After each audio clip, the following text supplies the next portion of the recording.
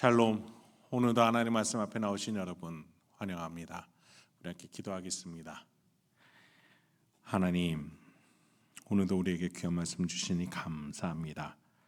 이 말씀으로 우리의 심령이 용기와 소망을 얻을 수 있도록 이 땅이 물질이 주는 것이 아니라 심령 가운데 계신 성령 하나님이 깨닫게 해주시는 하나님의 말씀으로 용기와 소망을 얻어 나아갈 수 있도록 주여 이 시간에 인도하여 주옵소서.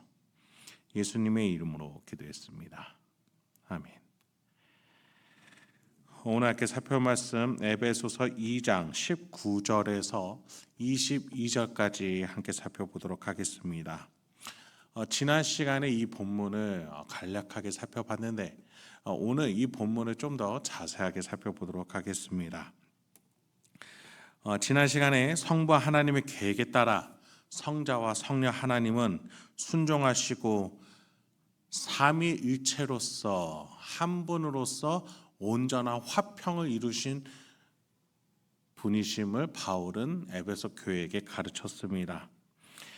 에베소 교회가 유대인과 이방인, 또 유대 출신인 그리스도인과 이방 출신 그리스도인들이 온갖 섞여서 갈등하고 있는 그 상황 속에서 삼위의 하나님이 일체로서 인간을 사랑하기 위해 이 땅을 향하는 그 모습은 이 사람들이 교회로서 어떻게 살아가야 되는가에 대해 명확한 지표가 되어줍니다.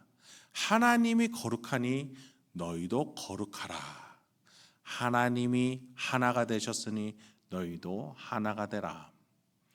이러한 가르침은 지금 우리 현대 교회에게도 동일하게 주어질 줄 믿습니다. 특히 우리나라 상황이 어지러운 이때에 어떻게 하나님이 우리를 또 우리의 나아갈 방향을 제시해 주실 수 있는지 오늘 말씀을 통해서 깨달아지는 저와 여러분들에게 소망합니다. 먼저 19절부터 살펴보도록 하죠.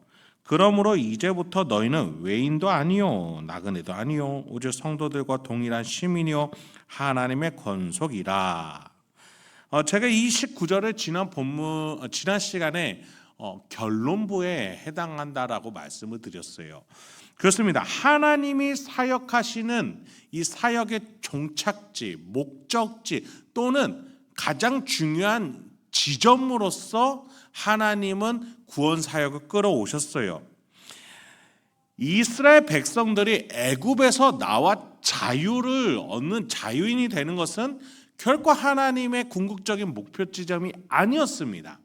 자유인에서 더 나아가 하나님의 장자나라, 하나님께 쓰임받는 자가 되는 것이 하나님의 목표였어요.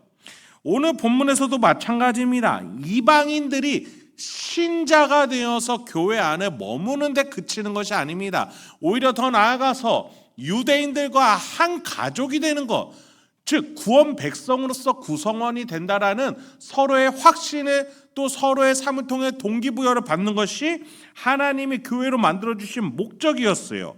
그래서 이방인을 향해 바울은 이방 출신 그리스도인들을 향해 너희는 이제 외인이 아니다, 밖에 있는 자가 아니라 나그네, 즉 집이 없는 자가 아니다. 하나님 집 안에 예수 안에서 사랑을 공유하고 향유하고 누리며 풍성하게 가질 수 있는 자라고 바울은 설명해 주고 있는 것이죠. 그래서 19절에 동일한 성도들과 동일한, 그렇습니다. 유대인들에게 특별하게 하나님이 먼저 은혜를 주신 이유는 그들을 통해서 이방 나라들을 품고자 하는 하나님의 계획이었어요. 그들만 가지라는 게 아니었어요. 그런데 그들은 그것을 특권으로 여겼습니다. 자신들의 것으로만 향했어요. 그래서 유대인들은 이방인들과 훨씬 높은 위치에 실제적으로 있었죠.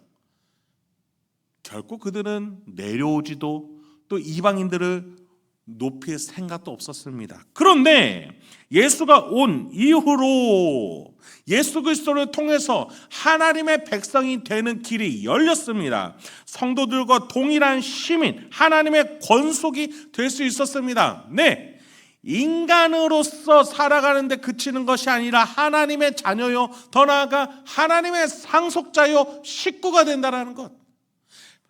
한낱 피조물일 수밖에 없는 이 존재, 죽으면 먼지가 되어 땅에서 사라지는 존재인 우리가 하나님의 자녀요, 후계자가 된다는 것. 그것이 얼마나 위대한 신비인지 바울은 말해주면서 이 에베소 교회에 있는 신자라면 누구나 그러한 자격을 가지고 서로를 향해 대할 수 있어야 된다라고 말하고 있는 것이죠.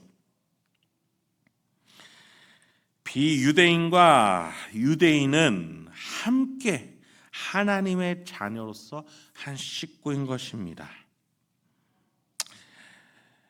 그럼으로써 이제 에베소 교회는 이렇게 말할 수 있게 된 것이지요. 이제는 우리가 한 교회라고 말이죠. 자, 여기서 우리는 그 다음 9절 20절부터 한번 살펴보고자 합니다.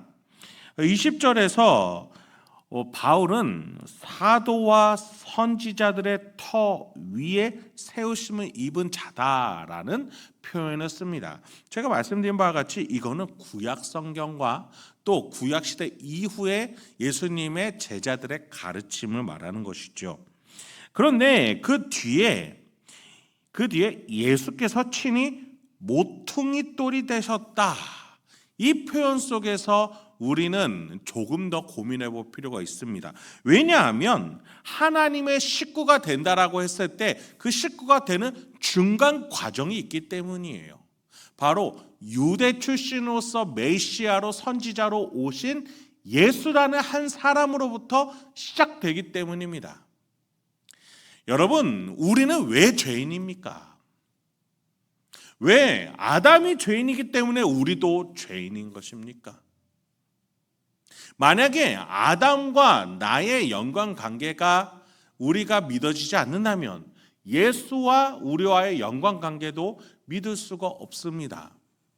첫사람 아담을 하나님이 만드셨고 그의 후손으로서 우리에게까지 그 유전자가 전달되듯이 더 나아가 아담의 영적인 범위 안에서 우리가 후손으로서 죄인으로 들어가듯이 예수라는 자를 통해서 그 분이 우리의 대표자가 되어주심으로써 우리는 그 속 안에서 예수 안에서 혜택을 받을 수 있는 것이겠죠. 그러니 예수께서 모퉁이 돌, 즉 지지 기반, 중심축이 되어 주시니 우리는 그분을 붙잡고 그분에게 연결고리를 걸어서 함께 세우심을 있게 되는 것이죠.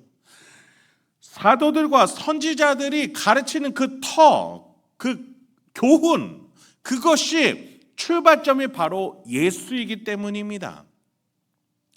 예수의 영, 성령 하나님이 이 사도와 선지자들에게 이 구속의 경륜, 그 창조의 신비를 깨닫게 하셨고 그것을 가르치게 하셨어요. 그 결과 그 가르침 속에서 많은 구원된 신자들이 세우심을 받게 되는 것이죠. 여기에 함께 이방인도 혜택을 누리게 되는 겁니다. 21절입니다. 그의 안에서 건물마다 서로 연결하여 주 안에서 성전이 되어가고. 유대 출신 그리스도인과 이방 출신 그리스도인은 서로 나누어져서 서로의 계파로 갈라졌던 것이 고대 초대교회의 여러 곳의 공통적인 상황이었습니다. 특히 예루살렘 교회에서 먼저 그 일이 일어났죠. 이방 출신 과부들과 유대 출신 과부들을 서로 따로따로 차별해서 대우했기 때문입니다. 그런 점에 있어서 다른 고대 초대 교회들도 이 문제들이 각양각색으로 드러났겠죠. 그런데 바울은 여기서 분명하게 말해줍니다. 예수 안에서 서로 연결하여 주 안에서 성전이 되어가라. 예수에게 접붙임 바 되어서 연결고리를 걸어서 구원받은 신자로서 있는 자들이라면 서로도 연결할 수 있는 것이다.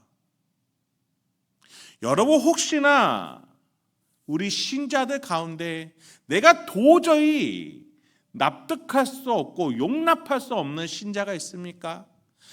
저 사람을 통해서는 은혜 받을 수 없다라고, 저 사람을 통해서 우리 교회는 더 나아질 수 없다라고 생각하는 그 사람이 계십니까?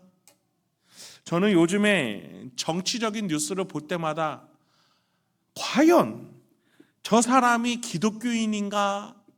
라고 의문점을 가지게 하는 몇몇 이들이 있는 것이 사실입니다. 이 본문 앞에서 저 또한 고민하게 되는 것이지요. 그러나 여러분, 정치보다, 경제보다, 그 어떠한 사회적 문제보다도 더 크고 넓고 깊게 하나님의 나라의 관점으로 우리는 볼 줄 알아야 합니다. 모든 것들을 다 품어내고 용납하자라는 게 아니에요. 다만 우리가 함께 건물로 연결되어져야 할, 옆에 있어야 할 신자로서 우리가 만약에 정치적인 잣대로, 경제적인 잣대로, 다른 어떤 기준의 잣대로 하나님이 인정하신 그 신자를 나는 내쳐서는 안 된다는 사실이겠죠.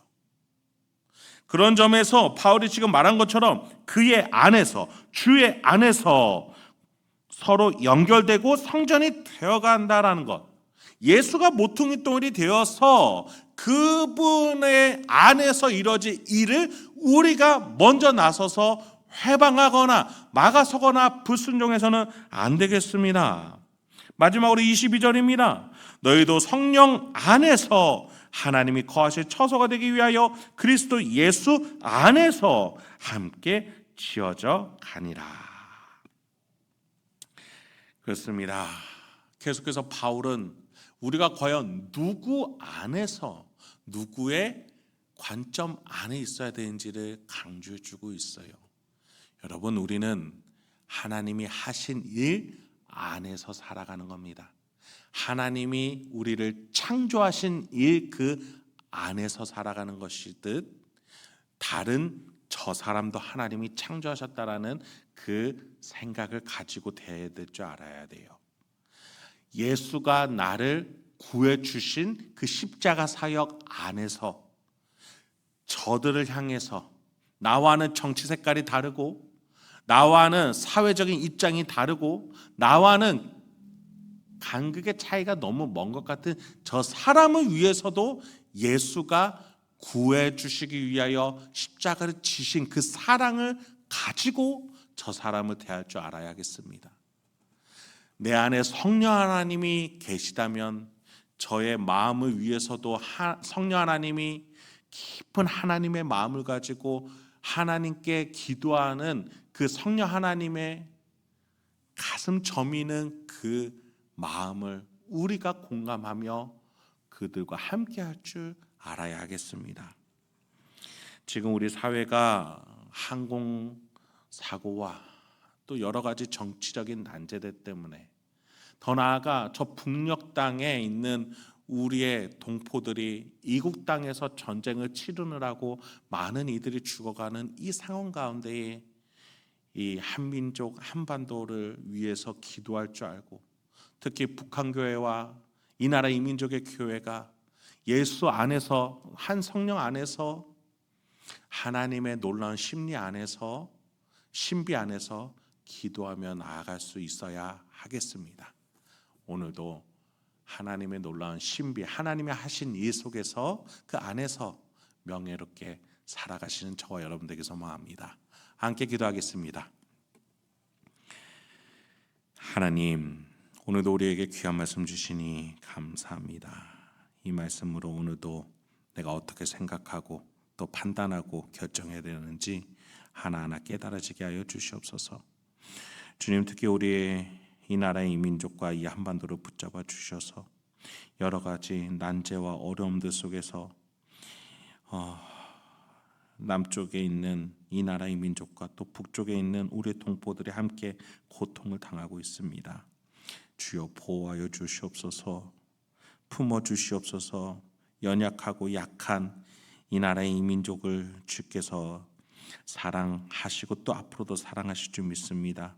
우리의 교만을 용서해 주시고 우리가 하나님 앞에서 겸손하게 나갈 수 있도록 우리 한 교회가 되어서 예수의 앞에 무릎 꿇고 나아갈 줄 아는 이 교회가 될 수 있도록 주여 인도하여 주옵소서. 예수님의 이름으로 기도했습니다.